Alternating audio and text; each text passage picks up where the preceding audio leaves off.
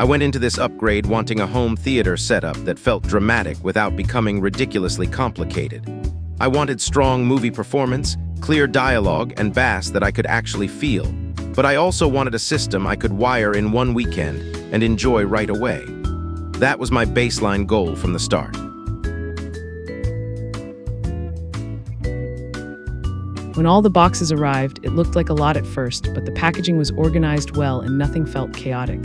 I staged each speaker where I planned to place it, connected everything step by step, and found the process more manageable than I expected. It looked intimidating before I started, but once I got moving, it made sense.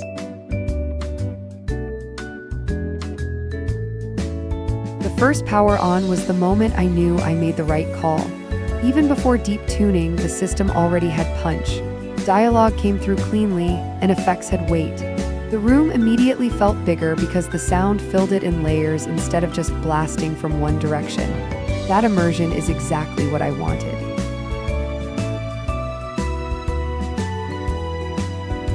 I did run into one practical requirement early. Wiring and accessories matter. I made sure I had proper speaker wire, banana plugs, and the right cables for subwoofer and HDMI connections. Having the right pieces on hand saved me from halfway setup frustration. If I had tried to improvise, I would have lost hours and probably blamed the gear unfairly.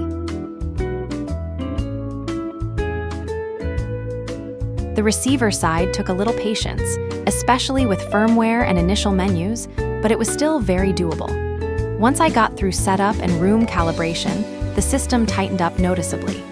Bass became more controlled, imaging snapped into place, and center channel clarity improved. It went from very good to seriously impressive after calibration. One thing I appreciate is flexibility. I can use automatic room correction or fine-tune manually depending on what I am watching. For movies, I like impact and width. For music, I dial in a more balanced presentation. Having that control makes the system feel less like a fixed appliance and more like an instrument I can shape. The dual subwoofer output and expansion path were big reasons I liked this approach. I can run a strong setup now and still have room to evolve later. In my space, bass has enough authority to be physical without turning muddy, and that changes the whole emotional feel of action scenes, concert films, and game soundtracks.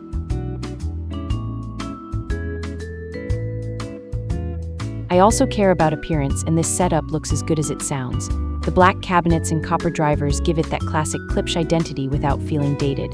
In my room, it looks intentional and premium, not like random boxes scattered around. I wanted performance, but I am glad the system also adds visual presence.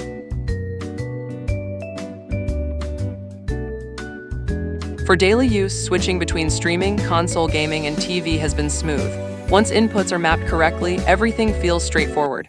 I can sit down, start content quickly, and trust that the sound will be engaging. That convenience matters because even the best system is wasted if it becomes annoying to operate.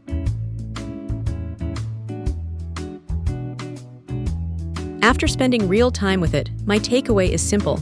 This setup delivers far above what many people expect at this price level. It is not just about loudness. It is about detail, scale, and control. I can hear subtle texture in voices, then moments later feel deep low end that makes scenes feel alive.